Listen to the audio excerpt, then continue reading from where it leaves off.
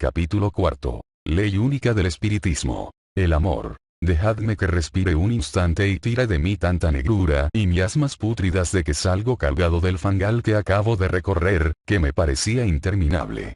Si no fuera estando en semiposesión, para insensibilizar un tanto el sentimiento y aún la materia, me habría sido imposible el trabajo del capítulo anterior. Ahora vamos a recorrer otros caminos más placenteros, pero no penséis que no hemos de encontrar muchos motivos de dolor, consecuencia de la misma ley del espiritismo, que es la de cada espíritu individual. Hemos visto en el capítulo tercero cuánto le cuesta en dolores y penalidades al espíritu, hacerse maestro de la creación. Es decir, llegar a su mayoría de edad y libertad, para empezar su aprendizaje de maestro, que es a lo que se oponen los maestros aberrados que perdieron por las pasiones el camino de la rectitud, que debe seguir honradamente todo buen hijo. Pero, no han hecho más que mostrar su impotencia y agrandar aún más la magnitud del espiritismo, invencible como sabiduría y gobierno impuesto por el Padre único y común. La ley, pues, del espiritismo es vencer. Pero como solo el amor lo vence todo, la ley del espiritismo, como constitución, es amor.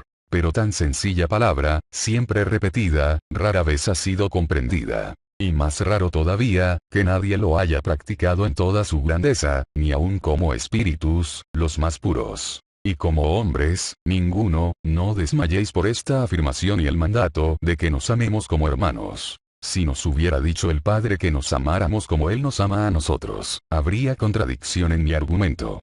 Pero sería un mandato imposible, lo que sería un absurdo, que solo cabe en los dioses religiosos, pero no en el Padre de los espíritus.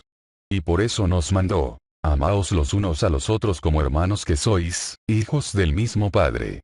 Nadie duda que nada hay mayor que el amor y que nada se resiste a él, ni aun en lo material. Y todo el que ama, vence siempre, tarde o temprano, según el grado de su amor. He aquí planteado el problema muy arduo por cierto del por qué el amor cuesta tan caro. Pero como tenemos escrito un libro entero sobre el amor titulado Los 5 Amores, donde hemos podido extendernos todo lo necesario sobre este caso, aquí estamos relevados de meternos de nuevo en aquellos matorrales y vericuetos, cuyo libro está preparado para ir a la imprenta. De modo que, quizás antes de que termine de escribir os habréis podido empapar en aquellos 5 amores y con ellos sacaréis mucho más jugo de este libro de Guerra sin cuartel al odio y manual del régimen o gobierno del espiritismo. Pero aquí se impone mostrar cómo y por qué el amor es la ley única del espiritismo y qué leyes son las que se desprenden formando el propio cuerpo del amor. Cómo y por qué, ya lo sabéis, por la paternidad de los espíritus. Y las leyes que del amor se desprenden son: primero la de afinidad, segundo la de justicia, tercero la de libertad, y cuarto la de compensación. El amor, como ley madre, forma el todo del cuerpo de su nombre, o sea cuerpo y cabeza. Las leyes de afinidad y justicia, son los 2 brazos ejecutores y las de libertad y compensación son las piernas, que hacen el movimiento y guardan el equilibrio. No hemos de ser muy largos, pero sí muy claros, en su explicación, y lo vamos a hacer por párrafos de cada una de las leyes derivadas y de su conjunto se comprenderá el amor. Párrafo segundo. Ley de afinidad. Prescindamos aquí del infinito trabajo de esta ley sobre todas las cosas de la naturaleza del hombre abajo, porque es labor de la química y de la electricidad demostrarlo, porque es del dominio de las matemáticas positivas, lo mismo que los efectos producidos por el amor material. Nosotros tenemos el deber de pasar más adelante de esas ciencias físicas e internarnos en la fría metafísica, con todos sus intríngulis, zigzags y recovecos. Y no nos asusta, porque ya hemos recorrido ese laberinto para sentar los axiomas del espiritismo en su asiento y los principios de la filosofía austera racional, por lo cual aquí más bien vamos a recrearnos en su grandeza, aunque quizás nuestro rico idioma no lo sea bastante para ponderarla. Como el amor del Padre lo baña todo, lo llena todo y lo vivifica todo, pero que está, por ley forzosa, más puro y latente en su epicentro, que llamamos centro vibratorio, desde luego, todas las moléculas que componen el universo infinito, en mundos, seres y formas, por el magnetismo remanente que cada una conserva de su estancia y vida hasta su desprendimiento de aquel centro, en el que vibra el Padre creador de todo, que podemos decir con justicia que el éter es su aliento y su pensamiento eterno de la creación. Cada molécula, repito, por ese magnetismo remanente, no se querría, permítaseme expresarlo así, no querría separarse de aquel seno materno. Pero, es necesario separarse para la demostración de la vida en formas y a la ley de afinidad le es confiada esta tremenda tarea, que la sabe cumplir el espíritu, que en la unidad solidaria que compone el espiritismo obran la omnipotencia del Padre. Hermanos, fijar bien este punto que por primera vez se os descubre a los hijos de la tierra. Un espíritu, por ejemplo, tiene el cargo de reunir todas las moléculas H, hierro, para un mundo B, del grado C. En el centro vibratorio, se carga de las moléculas H, más potentes del grado C, y se coloca en el punto apartado conveniente, donde atrae, por la ley magnética, a las moléculas H, hasta la compensación de sus fuerzas. Esta operación no se realiza al capricho, sino que se atiene a hechos matemáticos. Lo que quiere decir, justos o de justicia. Mientras el espíritu, está en esa operación afínica, otro maestro habrá recogido un germen telúrico que un mundo central, o sol, habrá evacuado, dando nacimiento a un mundo nuevo. Y en su momento justo, el espíritu, con toda su carga H, penetra en el mundo que denominamos B y descarga, dejando allí aquello, que será el epicentro de atracción magnética de cuantas moléculas afines se pongan al alcance de su potencia y que constituirán, durante la vida de aquel mundo, el elemento hierro. Lo mismo sucede para todas las otras moléculas de la inmensa variedad universal, que compondrá el todo de ese mundo.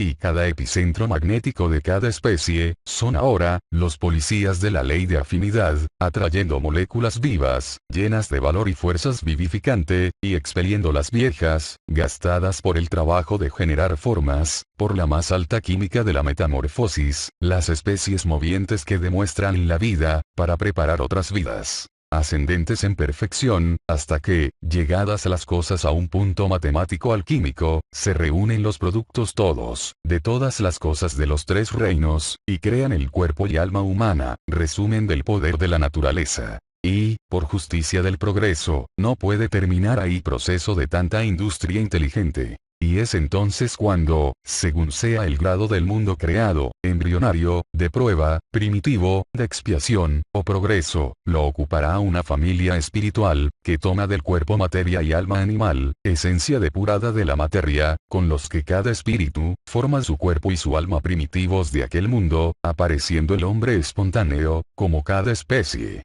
Todo esto es preparado por la ley de afinidad. Pero es ahora cuando empieza para ella un trabajo mucho más delicado y grande, pues tiene que hacer afines consanguíneos, por cruzamiento en sus cuerpos, a toda la familia espiritual. Mas como ya obra ahora la ley de afinidad, con las otras tres leyes gemelas y primordiales y la hemos de seguir señalando por fuerza, la dejaremos aquí, como queda expuesta, para ir explicando las otras. Párrafo tercero. Ley de justicia. Desde luego, creo que habréis visto actos de justicia en esas mismas operaciones que hemos señalado de la ley de afinidad.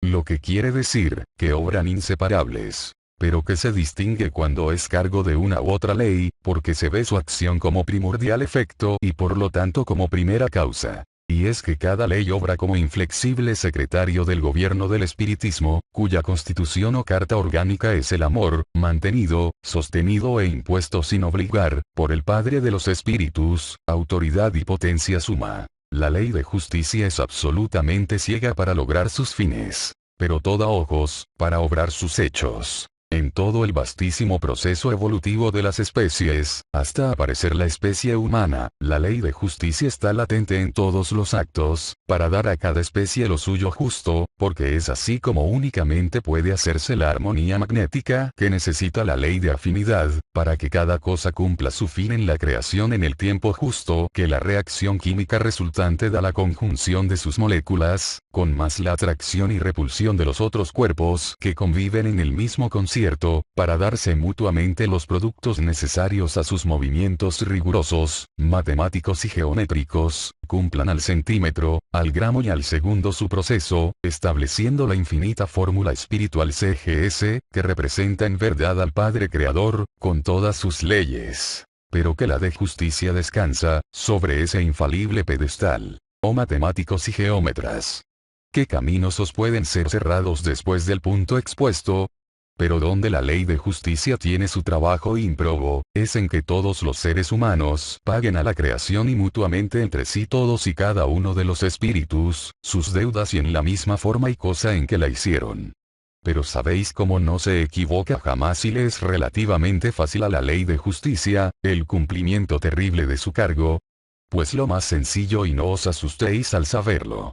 Cada alma, envoltura de cada espíritu, hace de libro, en la que, cada espíritu, sin que le sea posible eludirse, asienta hecho por hecho, en todos los momentos de su eterna vida, su debe y su haber y cada uno lo llevamos a nuestro gusto o pesar, acusándonos o dándonos satisfacción según que hagamos mayor o menor grado de conciencia. De paso, entended que, la conciencia, no es otra cosa que el número de instintos dominados, que forma nuestro tribunal interno, que juzga en cada instante todas nuestras acciones y delibera en los procesos todos de nuestros pensamientos, antes de convertirlos en hechos. El sabio filósofo de esta metafísica, deduce casi infaliblemente el estado de cada individuo, por la claridad y prontitud, o por lo sombrío, tardo o dudoso e impetuoso de los procesos de la conciencia, manifestada en hechos. El espiritista, que tal pueda llamarse, debe ser sabio, o por lo menos inteligente en estos hechos. Y por justicia, tiene el derecho de inquirir y será contestado siempre por sus afines, porque es ley del espiritismo y es necesario para el buen gobierno de éste.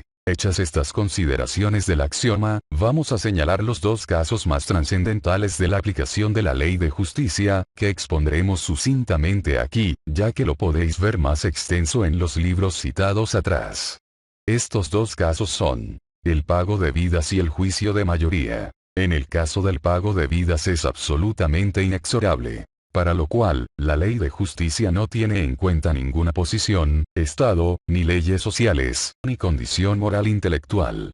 Solo tiene en cuenta, hacer restituir las vidas que cortaron y nada más. Para eso, cada espíritu, al desencarnar de cada existencia, en cada mundo deja en el libro de la vida, asentado en su deber y haber, las que dio y las que cortó. Y allí la ley de justicia, que, como todas las leyes, no es más que el querer de las mayorías, cada vez le recuerda su deuda, además que la lleva en su libro alma. Sabe también todo espíritu, que esa deuda no la puede postergar y recuerda siempre el mandato y sentencia de su Padre, que es el todo de la fuerza de la ley. Si odias, tendrás que amar. Y si matas, con tus besos resucitarás al muerto. Lo que lo decide, en cuanto pasa el natural letargo que le causa la desencarnación, a pasar vista a la página de su anterior existencia y empieza a formarse un nuevo juicio destino para otra existencia. Pero teniendo que esperar la ocasión propicia, que le debe disponer la ley de afinidad y a veces la de justicia según que haya o no vidas que pagar. Cuando ya la conciencia es suficiente a darse cuenta de su estado, son tan avaros para pedir en su juicio destino, que tienen los jueces maestros que aminorar mucho de lo que piden, porque no sería posible por demasiado, o por las condiciones de la sociedad en que deberán actuar, que rara veces dos veces seguidas en la misma nación, país o familia, porque se impone hacer depósitos en todos los puntos de la tierra, mezclarse para afinizarse consanguíneamente con todas las razas, en todos los países y con todos los espíritus hechos hombres. Y ha de ser mujer y hombre, hermano de su hermano, padre de su padre y ha de actuar en todas las posiciones, de rico, de pobre, de sabio y aparente e ignorante, de bello y deforme, de mandante y mandado. Ha de ejercer todos los oficios, artes y ocupaciones, porque de todo tiene que experimentarse, porque de todo tiene que ser maestro y para ello, dentro de la ley de afinidad y justicia, tiene la de libertad, para buscar en todo la compensación. ¿Os dais cuenta, qué terrible trabajo desempeñan las dos leyes auxiliares de la ley madre amor? Podéis con esto hacer conciencia del gobierno del espiritismo, para el cumplimiento de la política, del Creador. Pues todo esto es solo para un individuo. ¿Cómo será para todo un mundo? Pero un mundo no es más que una ciudad. ¿Cómo será para una región formada por los mundos de cada sistema solar? Pero un sistema solar solo es una región de la cosmogonía de que forma parte como todos los otros sistemas de una nebulosa. ¿Cómo será para todo un plano que, por ejemplo, el que pertenecemos nosotros, es compuesto de 7,5 nebulosas, siendo la más pequeña, la insondable, humanamente, Vía Láctea? ¿Y cómo será para todo el universo? Pues todo lo rige el espiritismo. Y, no es estúpido orgullo el de los muy hombres que niegan el espíritu y el espiritismo, en su acción. ¿Qué compasión merecen? Meditad en esto poco que he descrito, casi sin orden, pero no sin concierto y fundamento, y estad seguros, que entre todos no lo podréis desmentir, y si lo habéis de confesar y confirmar, como lo confirma el espiritismo, que es lo mismo que deciros, lo confirma el Padre Creador, que no es Dios pigmeo y antropófago de ninguna religión. Permitidme que no diga más de este punto, que emborracha de tanta magnitud. Pero lo tenéis en los libros citados. Y como introito de aquellos y axioma insuperable de la ley del espiritismo y política del Creador, es bastante. Pero continuaremos explayando eso mismo en todos los capítulos de este estudio, en los que hemos de conseguir nuestro fin, de que se conozca el espiritismo uno solo y se estudie de un solo modo, aunque con arreglo al progreso de cada uno, comprendiendo que la escuela tiene tantos grados como hay de la enseñanza primaria hasta el doctorado, de cuyo grado dependen todos los otros que disciplinados reconocen.